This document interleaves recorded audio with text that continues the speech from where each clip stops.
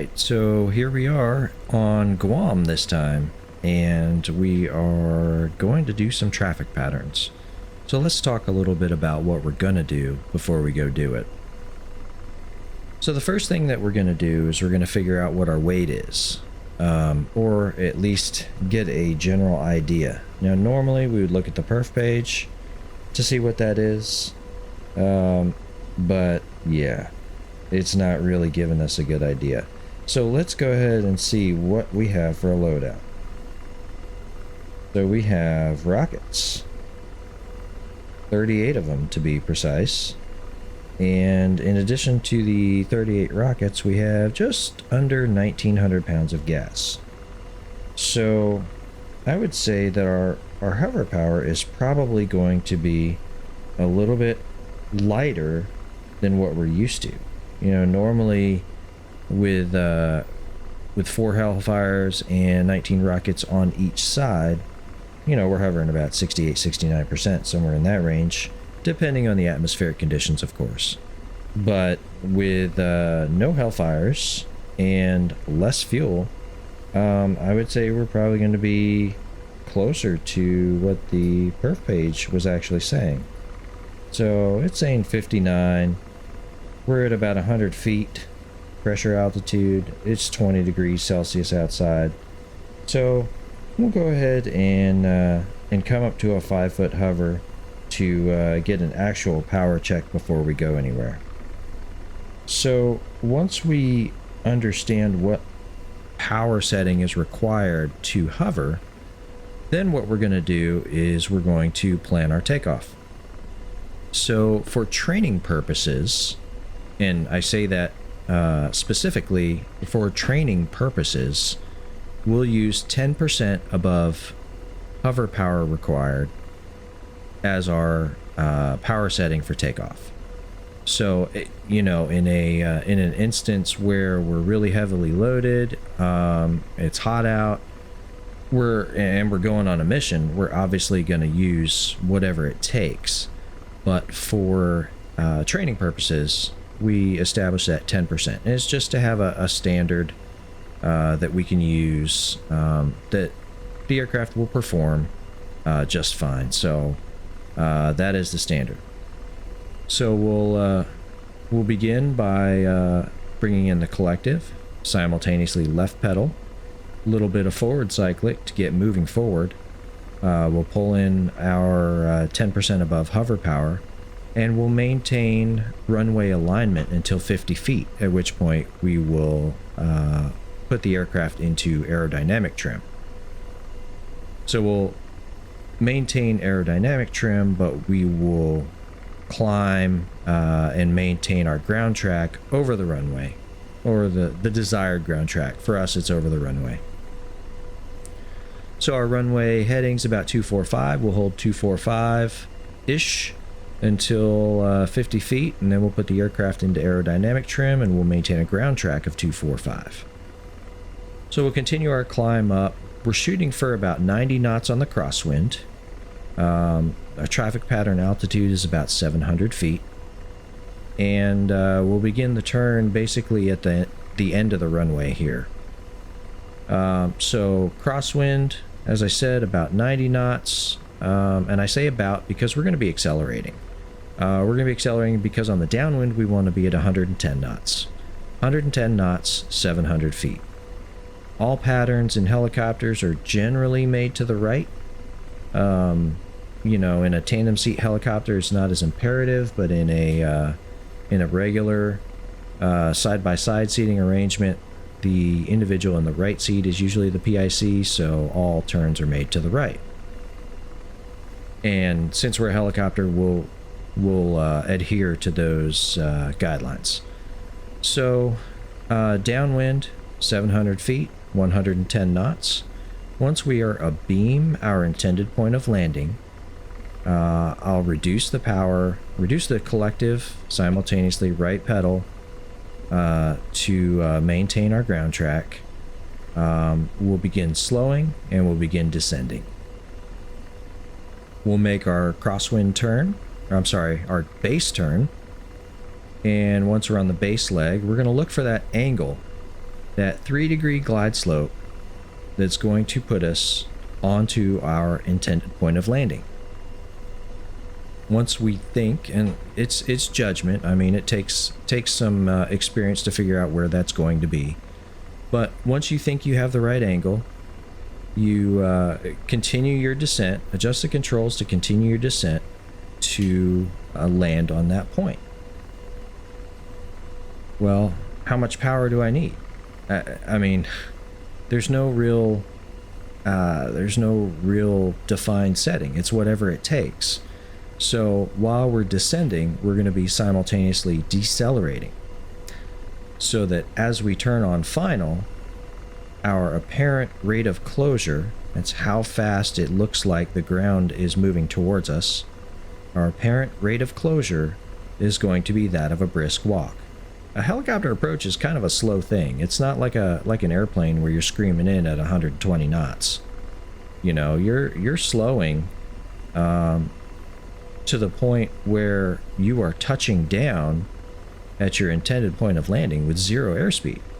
So on final, you're going to be slowing the aircraft down while maintaining that 3-degree glide slope. So the cool thing about the Apache is when we put it in transition mode, and you can't see it here because we're on the ground, but in transition mode, we have this cool thing called the flight path vector, and that helps us out tremendously. We can put the flight path vector on our intended point of landing, and we adjust the controls to keep it there. And that makes for a much easier time adjusting the controls to land on your intended point of landing. So enough chit chat, let's go. All right, here we go. We're clear all around. And you begin by increasing the collective, simultaneously adding left pedal, a little bit of left cyclic to correct for the roll. We're going to come up to a 5-foot hover, check our power.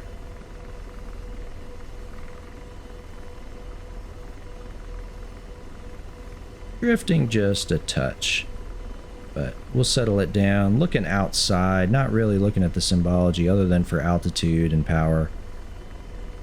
Trying to settle it down here, but looks like about 61% is holding us at 5 feet. So there we go. We know we're 61% is our power setting required for a hover. So we're going to use 71% for our takeoff power setting. About 245 on the heading. Let's go. Bringing in the collective, simultaneously adding left pedal. There's about 71%. I'm continuing to pull up on the collective because the power's kind of bleeding off. As the velocity vector reaches the edge of the screen, I'm going to switch to transition mode. We're going to maintain runway alignment until 50 feet, and then we'll put the aircraft into aerodynamic trim, and we'll maintain our ground track over the runway.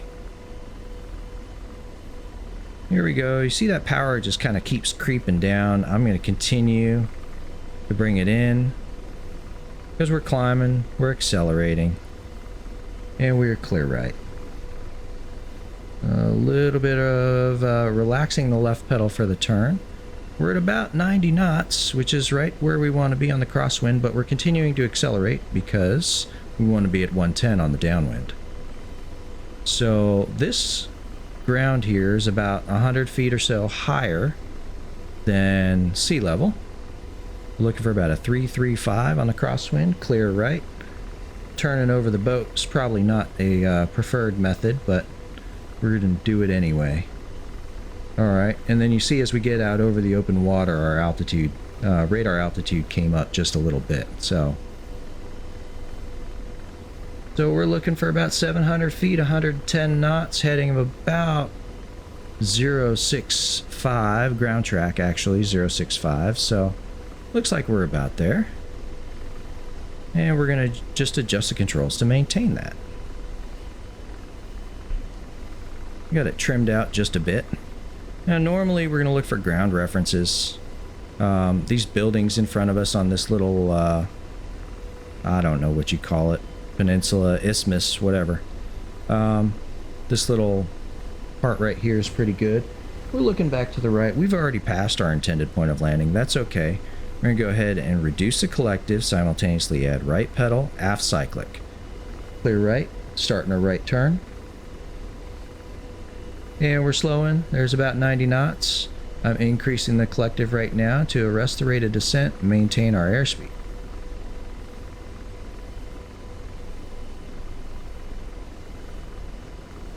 Alright, there we go. Here's a good base leg. Now, as far as the angle goes, I think we've got a pretty good angle right here. Maybe just a touch shallow because we're out a little ways. So, clear right. We'll hold what we got.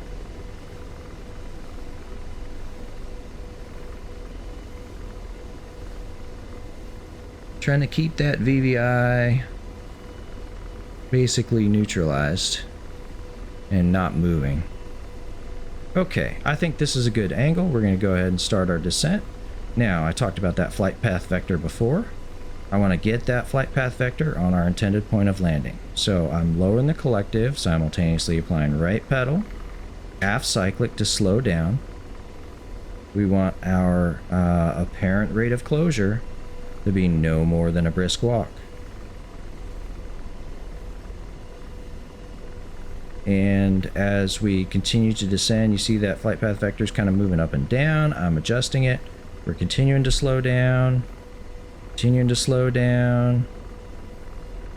coming down. Now I got about 40 feet of helicopter behind me, so I want to make sure that we don't hit the trees.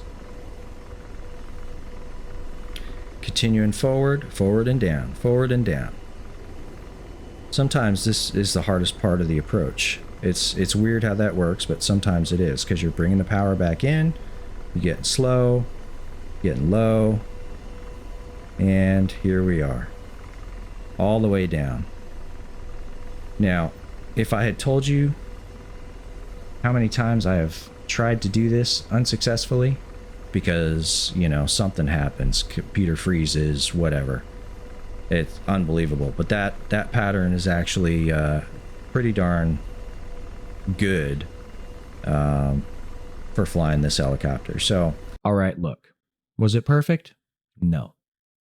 Was it good enough? Absolutely. Anyway, I appreciate everybody who's tuned in to watch this. I appreciate all the support for all of the videos that I've put out. I made this one specifically at the request of quite a few folks. They just want to see how it's done, which I completely understand. You got to start with the basics, and this is basic.